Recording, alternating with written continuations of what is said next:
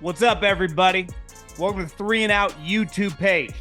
I'm John Middlekauff, and we are talking football all day, every day. Make sure you subscribe, like the video, share it with your friends. Let's roll, baby. Okay, mailbag time. At John Middlekauff is the Instagram. Fire in those direct messages. Need your questions. Fire away. We are wide open for business. Just my name. DM's wide open. We will start with Alex. I heard you and Colin go into it a little, but I've seriously been asking Eagles fans for months, why would you possibly want Sirianni? If the guy isn't an OC or a DC and acts like a bonehead at halftime, no one has the proper answer to that question. And I'm curious a sort of in-depth opinion from your position or yourself. Well, I think this one's pretty simple. He's won. If the team had not been winning, he would have been fired pretty quickly. He was in trouble his first year. When he was the OC and the team looked awful, he might not have made it through the first year. But then he made the playoffs. Then the next year, he went to the Super Bowl. And while last year was an embarrassment for the franchise and the owner, they still were in the playoffs and won 11 games. Obviously, they were a disaster down the stretch, but someone DM'd me the other day, and probably a Raider fan, and he's like, why? The Niners, the front office, they don't take any shit. Well, one, they do. And two, well, they win. Ultimately, what happens in January through August, if you win double-digit games or are in the playoffs, shuts everybody up. The reason things get louder, like the Giants, for example, if they have a rocky season, everything that happened over the last couple of years continues to be talked about. But when you win, no one can say anything. We just won 11 games, won our division. The whole point of the sport is to win games on Sunday. I don't have Sirianni's record in front of me, but 9 games his first year. Second year, he went 14, and last year won 11. Could have been 15. Could have been 13. I kind of forget their record, but they were the number 1 seed. I mean, they hosted the NFC Championship game, knocked Purdy out and cruised the championship, and then almost won the Super Bowl. So, listen, he's a polarizing figure. That article was pretty salacious with, wait, you and your quarterback got issues?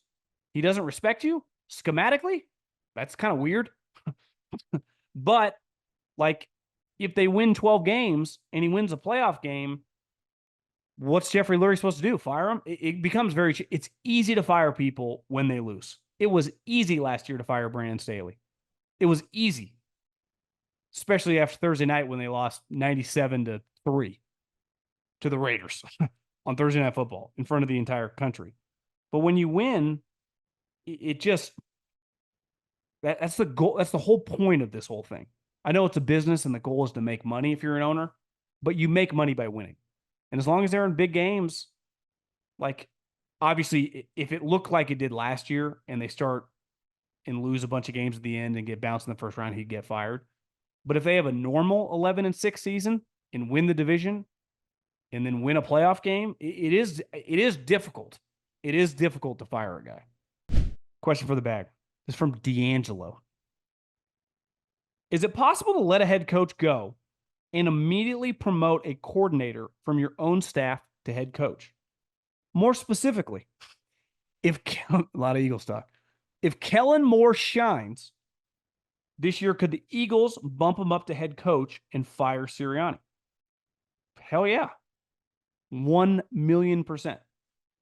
If Kellen Moore is good and the team still kind of struggles, but it's clear they love Kellen Moore, they could name him. Now, there are Rooney rules. You have to go through an interview search. We just saw it with Antonio Pierce. He wasn't technically the coordinator, but he became the interim coach, and then he got the job.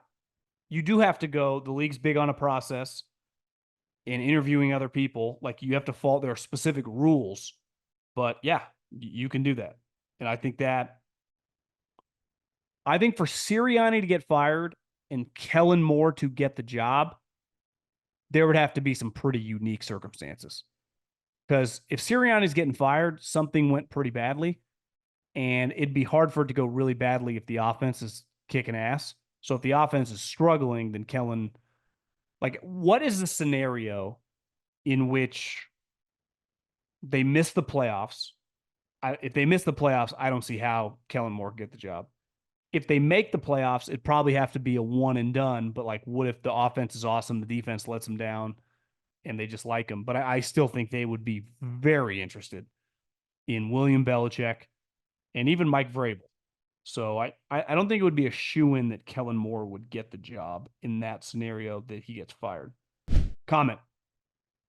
As a Steelers fan, I thought you were making a joke about Ben only winning one Super Bowl. I honestly just forgot. Because he was awful in the first Super Bowl win versus Seattle. Love the show. I was thinking about this the other day because I actually saw this DM probably a couple days ago. I forgot that Super Bowl existed. And I think about, like, over the last, let's say, 20 years, is that one of the least memorable Super Bowls? And maybe it's because, like, the Seattle team was not, like, the Seattle teams that played Denver and that played New England were much more memorable than that Holmgren team. Like, you just close your eyes and you think Super Bowls over, pre-Mahomes, let's say. You remember Aaron Rodgers, the Peyton Manning ones, the Tom Brady ones, the Eli, Flacco, the Niners. I just don't really think of that one. You think of the not three, but they won 3 and 4 years, the Patriots. You think of the Rams back in the day.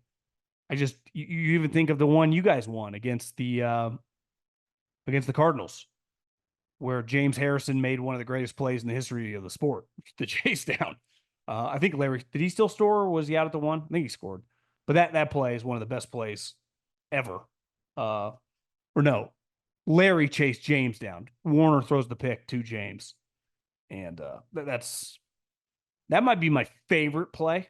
Sometimes I'll just go on YouTube and just type that play in and watch it. It's remarkable. But I just don't remember any part of that game. I don't know where I was. Like, I remember where I was at the Cardinals-Steeler one. I was at Pat Hill's house. He threw a party. I think it was just for coaches. I don't know if players were there, but it was like just all the coaches went over, had like a barbecue. It was fun, drinking beers, hanging. We just watched that game, and it was awesome. Not playing best ball at DraftKings? You're missing out. Here's what you need to know. DraftKings Best Ball Millionaire Contest is their biggest fantasy contest ever. We're talking 15 million guaranteed prize pool with two millionaires being crowned for the first and second place. If you're set it and forget it type, then Best Ball is for you. No waiver wires, no roster management, bigger roster so injuries won't end your season. Only the draft, and that's it. You're set for the year. 15 million prize pool.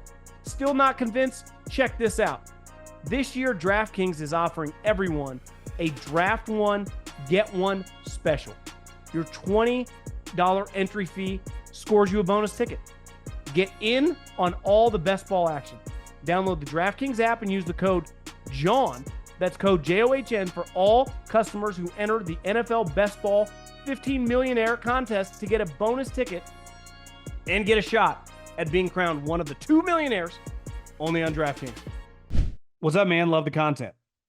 I'm a Kami fan, 20 years old, and I've been around the worst of Dan Snyder and Cousins leaving us. The stadium being bad, we're firing Shanahan, and with him went McVay, Kyle, and LaFleur. Happy we got a new owner, but what is the time frame we're talking on success and overall effect on this team? This guy's like, I'm fucking tired of sucking. I'm tired of it. Like, how long do I have to wait? Even this year is one giant question mark with new everything. I'm on the edge of my seat with Jayden. Will it pan out? Or should we have chosen May instead of RG3 or Chase Young all over again? And it's RG3 or Chase Young all over again. I would just enjoy it. This year, I wouldn't get your expectations too high and just pray that this kid looks like he's got a chance to be special. Because if he's special, your entire franchises change. I think it all revolves around him. If he's great, you're in great shape. And if he's great, let's face it, your timeline speeds up at rapid speed. There isn't a soul. I would imagine even Caserio and Cal McNair, who thought the Texans wouldn't just be in the playoffs, they would have won a playoff game at this point in time last year. Now, your division is better in theory, so I wouldn't be thinking playoffs quite yet, but you never know. And that's the power of the National Football League. What if this guy does pop? What if I tell you right now, Jayden Daniels, rookie of the... If I told you right now, Jayden Daniels wins rookie of the year, you'd be like, well, does he throw 24 touchdowns and run for another 10? Are we a 9-win team and the 7th seed? That'd be on the table. Obviously, if he has an up and down season, you got no shot. But even if he has an up and down season, if those ups are like, Jayden Daniels' ceiling is elite, one more off season, another draft, you guys could be in pretty good shape. I think the most powerful thing you have right now is hope and optimism, but it's real, right? Get Dan Snyder out of there, get a new owner in who's cutting big-ass checks. You get a GM who worked with John Lynch, John Elway, and Bill Belichick. Who'd you work for, Adam? I don't know. I've been to, I don't even know how many Super Bowls he's been to. He won a couple with the Patriots. He went to 2 with Denver. And he went to, I guess technically he didn't go last year with the 49ers, but I mean, he was a part of it. He's been a part of a lot of winning. And your head coach has proven he took the Atlanta Falcons to the Super Bowl. So I'd be pretty excited. Messaging from my wife's account. Deleted my social media 4 years ago and ended up being one of the better decisions I've made. I think about it a lot. Just deleting my Twitter. I think about it. I mean, like, what good do I get? Now, sometimes for me, get a story, but I get most of my topics, I would say not from Twitter, but every once in a while I do. It's like, but I'm jealous. I still like Instagram, though I probably waste too much time on it, but I'm legit jealous. I'm legit jealous of you. I rewatched Super Bowl from last year, and there is one play that doesn't get enough attention. With 3:30 left in overtime, Mahomes was just about to chuck it deep, but held at the last second and checked it down. A younger Mahomes would have slung that thing. But the guy has matured and such a smart player. They never showed that was down. They never showed what was down there. But I have to imagine it might have changed the outcome of the game. If you have access to the end zone version, I'd love to hear what you saw. I'm going to have to go check that down. And this is whenever I get pushback, like, is there too much hype on Mahomes? He mastered the game. Because early on in his career, he was like a young Favre. The gunslinging, he had Tyreek, Andy was in his bag, and it was like, what is this?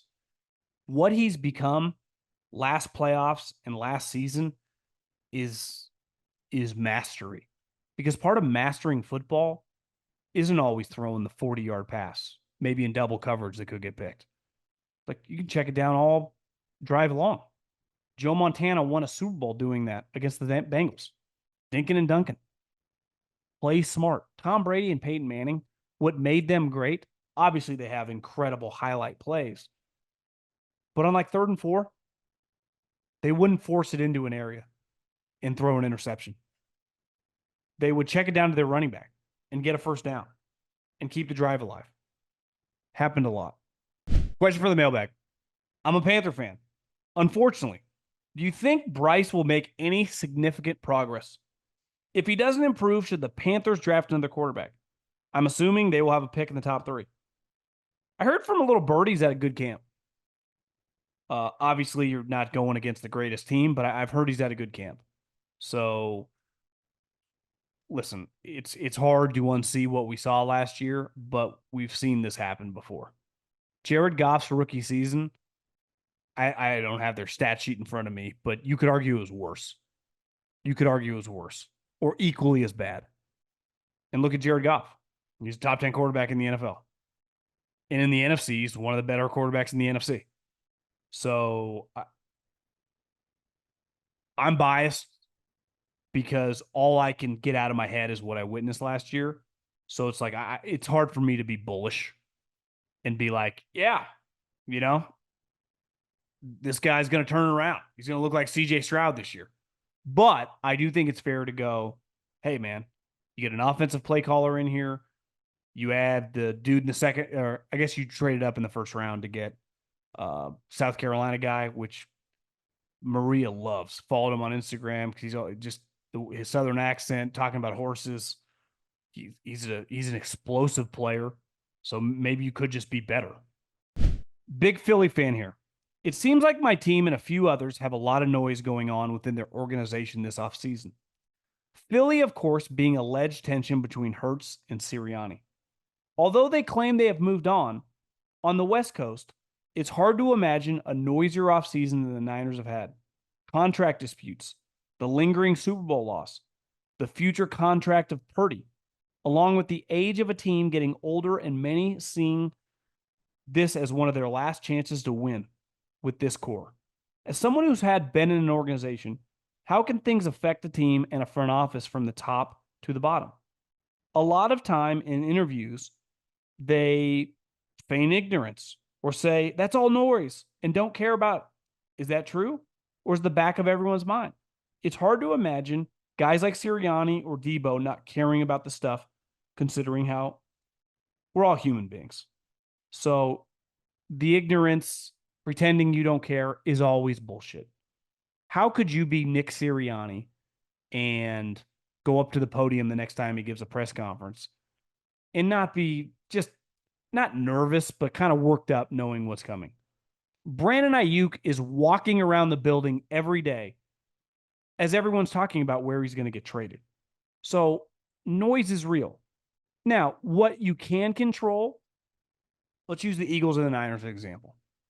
They have a ton of guys who are high-level players who make a lot of money that they depend on for being focused and working hard. So for the Niners, like, you can depend on McCaffrey, on Kittle, on Fred Warner. I was going to say Trent, but he's not around. Debo this year's having a great camp. If you're the Eagles, Lane Johnson, A.J. Brown, Devontae Smith, right? Brandon Graham, these guys to just be laser focused, every day working. And you just kind of, like, once the games start, it's just about the games. Now, the key is to win and win early, and it quiets everything. That's the key in the NFL. Win. Because when you lose, we talked about this earlier, and there's some weird stuff going on, things can snowball and things can get weird. But if you lose, look at the Jets last year. It was a ticking time bomb. He gets hurt. It blew up immediately. Now, they don't have any success like the Eagles and the Niners, but like ultimately they're going to pay Trent and he's going to come.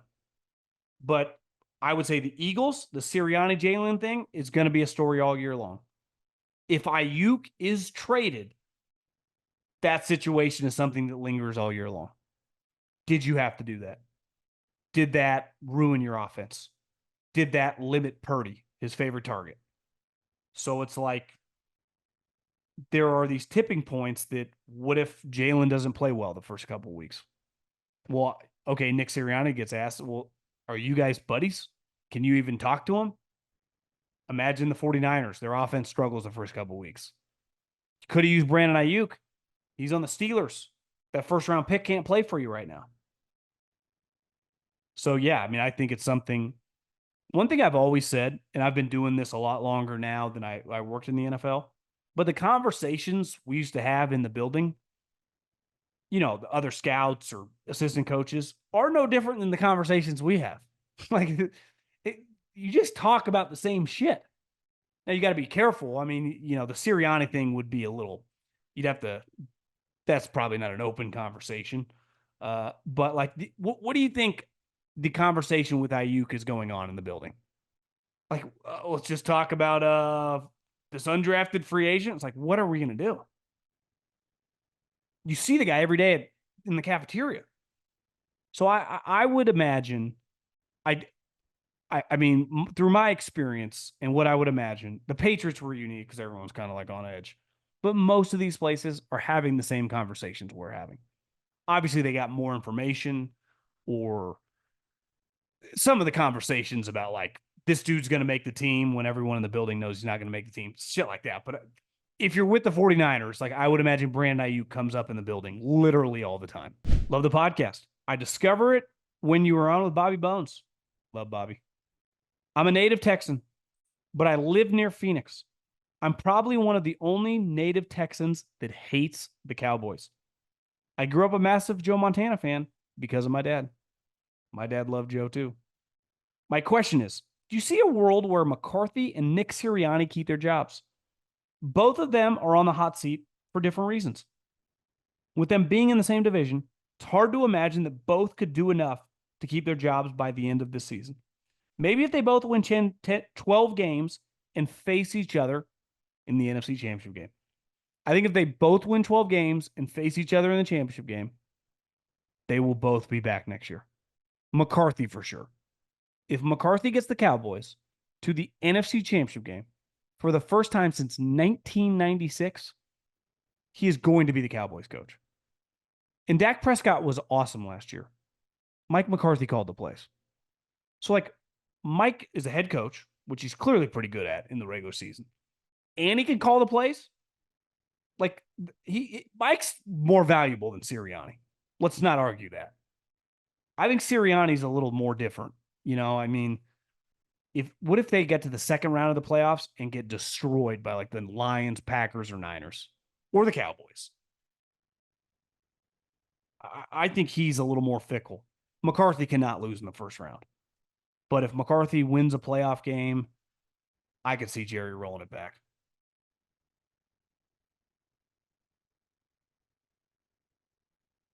I would say if both guys, if we're in the second week of the playoffs, so there's wild card week and then there's the divisional round, and both guys are not there for whatever reason. One misses the play. If you're not in the playoffs, they're gone.